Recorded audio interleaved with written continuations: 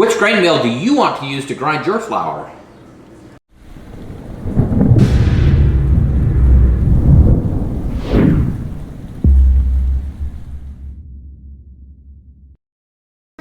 Hi, I'm Jonathan. And I'm Kylene, and we are the Provident Preppers.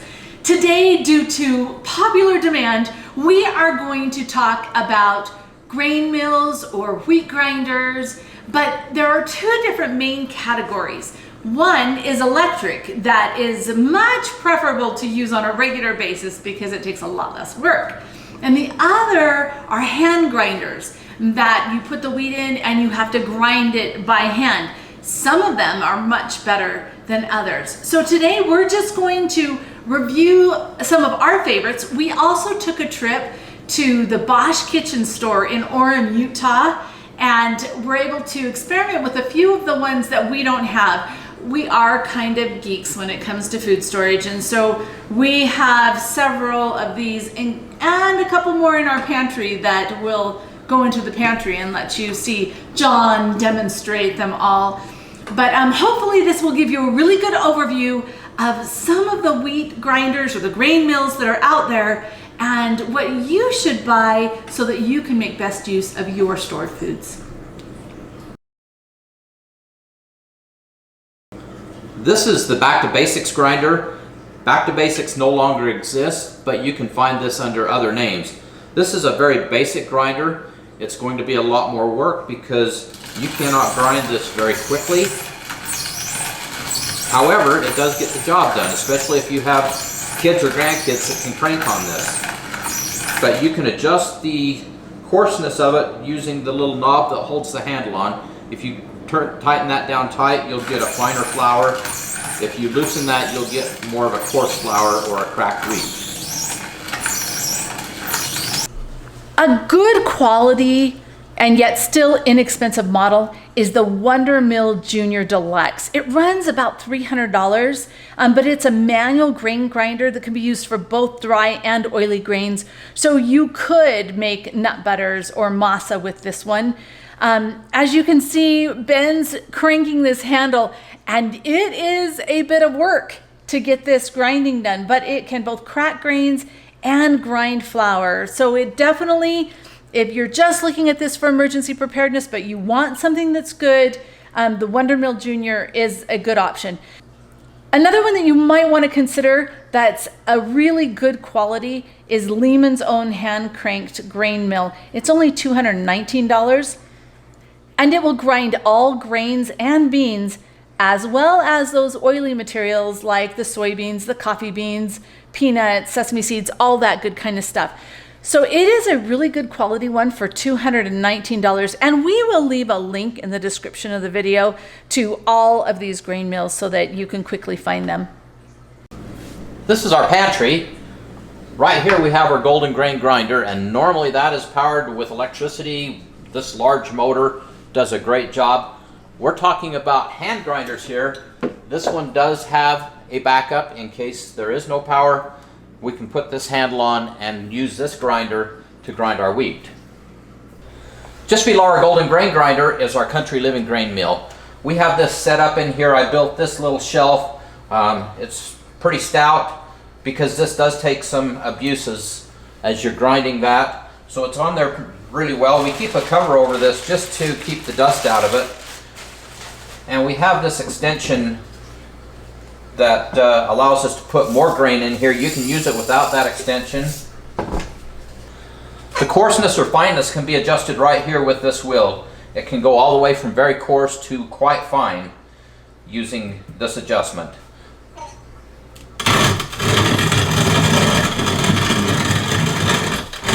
If you're going to use this mill, I would certainly encourage you to get this extension. You can just get this wheel with the handle on it, but this extension makes it so much easier. That little bit of leverage makes a huge difference. So I would highly recommend getting that extension handle. We also got the just-in-case kit. This was given to us by one of our kids as a Christmas present, which was a very welcome gift. This is all the replacement parts in case anything goes out on here. And this just stays right back here behind the grinder, so it's always available, always handy. We know where those parts are if we break apart. There are two augers for this particular grain grinder. The one that comes standard with it is for grains. The other one is for beans and corn, and we opted to get that as well because it just makes this so much more versatile. So just a note about earthquake safety. We live in earthquake country here. So, and because this is very heavy, I put this plumber's tape around and strap this to the wall so that if we have an earthquake, this isn't going to come tumbling down and break or possibly hurt someone. In this case, it's just bolted securely to this stand here, and that will be just fine. It'll ride through just about anything right there. And if you're looking for the Rolls-Royce of manual grain mills, you'd probably have to look at the Diamant hand grinder. This runs about $1,000, but it is very well built. It's going to last forever, and it is very versatile. It can grind everything from grains and beans and corn to coffee, seeds, nuts, the things that are a little bit more moist. It will do it all. It's got sealed bearings, which eliminates a lot of the maintenance issues. So if money's not an issue, that may be a really good choice for you. Now we're going to move into electric grain mills. And this one, I tried to find a place that had them. They said they won't have them back for 6 months. It'll take them to get in stock. But if you can find one of these little babies, I think it's really cool, but I'm kind of strange too. This is my setup. So I have my wheat right here. And I have this handy dandy step stool. And I just reach back here, turn it on.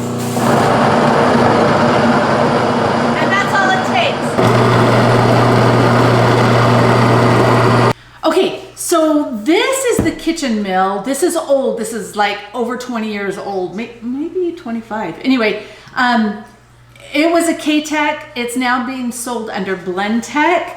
But let me show you what I did like about this, and one of the reasons why I bought it is because I can make bean flour, and the flour that it makes is so incredibly fine. And so when you're using bean flours, that's one of the things that I want. I don't want little pieces of bean in there because a lot of times, like in bread and stuff, it just won't soften up. But the bean flour works really well. But you see this little thing right here. So this is a little sponge thing that just goes right in here.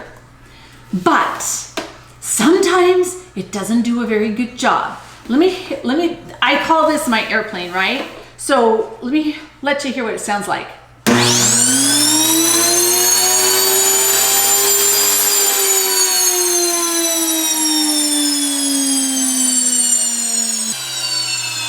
Okay, so you hear that it's super incredibly obnoxiously loud, and it spews that flour all over. So quite frankly, when I use this, I go put it on the back porch because I don't have to worry about the noise there. Whatever flour gets spread all over, the wind can just take care of.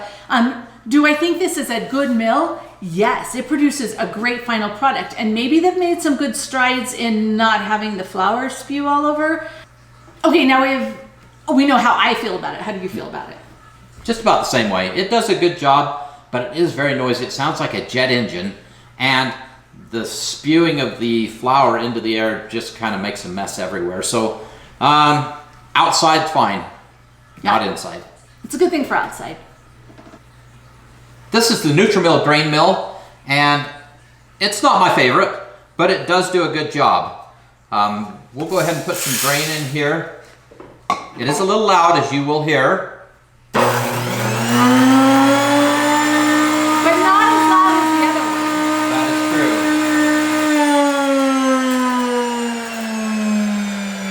With this mill, you will want to make sure this drawer is all the way pushed in, because I found out the hard way, my first time, it blew flour all over the front of me. So you got to make sure this is pushed in all the way. You can adjust the motor speed, you can adjust the feed rate so that you can get the right flour that you want. It is a little bit messy. Cleaning it up is a little bit of a hassle, but it does do a good job. So, and with this one, like this drawer, it pulls out, and then to get your flour, you have to twist this, which I'm not sure I'm strong enough to, there we go. It's new, so it's a little bit hard. And then your flour is inside of here. So it's better at not spewing flour all over because that little sponge thing is inside there instead of on the side like it was with the kitchen mill. But the thing that I like about this is that it's lightweight. I can move it around. I could never move my cabinet grain mill around. This can just be tucked in the pantry and be brought out whenever you need to use it, or you could just leave it on your counter if you're doing it every day. I'm actually really glad to have this and to add it to my little arsenal. But like John said, when you put this drawer in, if you just tuck it in like that, it's gonna come out all over. You just need to make sure that it's snapped nice and tight.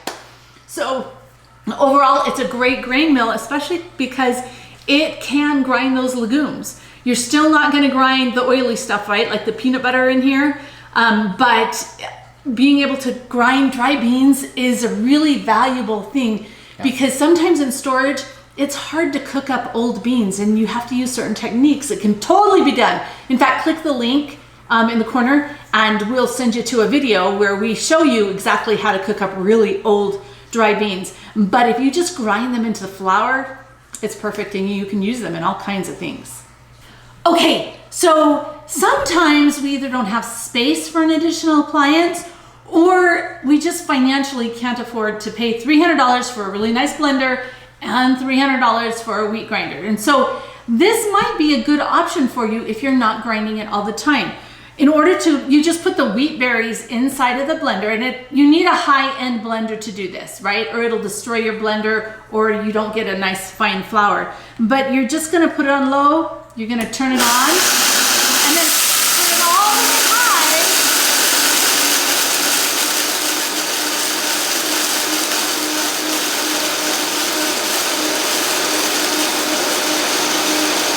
And then in 1 minute or less, oh, I should have let it settle down, you have flour. And so this is a really cool option if you're not ready to actually get a grain mill yet. Another option that might be good is the Nutrimill Harvest Stone Grain Mill. The thing that I really like about this one is that it sits on the countertop and it's beautiful. It's like got this bamboo exterior. It does not have a drawer that the flour goes into. You have to put a bowl or something under it and you just pour the grain in the top and it comes out the side. And so that might be a really good option for you. It is designed to be able to grind both grains and beans, corn, and legumes. However, it's not going to do the nuts or the seeds or any of the oily type products. Another one is called the Wonder Mill. And this is kind of a really cool setup where you have the grinder on one side and then it has this little tube that leads into the canister that holds the flour. I didn't purchase that one, although it's just a little bit less expensive, just because it was going to take up more room on my counter. But I do think that having the canister that holds the flour separate is a really nice feature. And it grinds crazy fast, like 100 pounds of flour in an hour. It will also do the rice and the legumes and the dry beans and things like that, and it will make some super fine flour.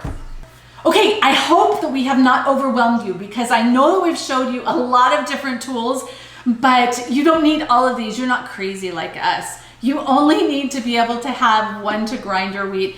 I personally think that it would be a great idea to have both a manual so that you could do it in the event of a long-term grid down event and make sure that you're able to use your stored foods, as well as an electric one because they make life so super easy. I would encourage you, if you want to understand why you need to store wheat or how to store wheat, click on the card in the corner and it will send you to a video that we created all about wheat.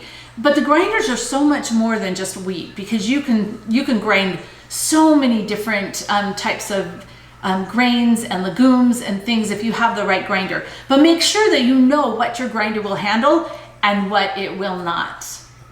And why do we want wheat? Because it makes life so much better. When you have fresh, hot bread, or you can make cookies or cakes or all the different things pizza that you might need wheat for or grains for, it just makes sense to be prepared, and to be prepared with the electric as well as the manual grinder. And you can also use backup power to use the electric ones, but pick what's going to work for you. And now for the question of the day. What is your favorite way to use flour? Comment below. And thanks for being part of the solution.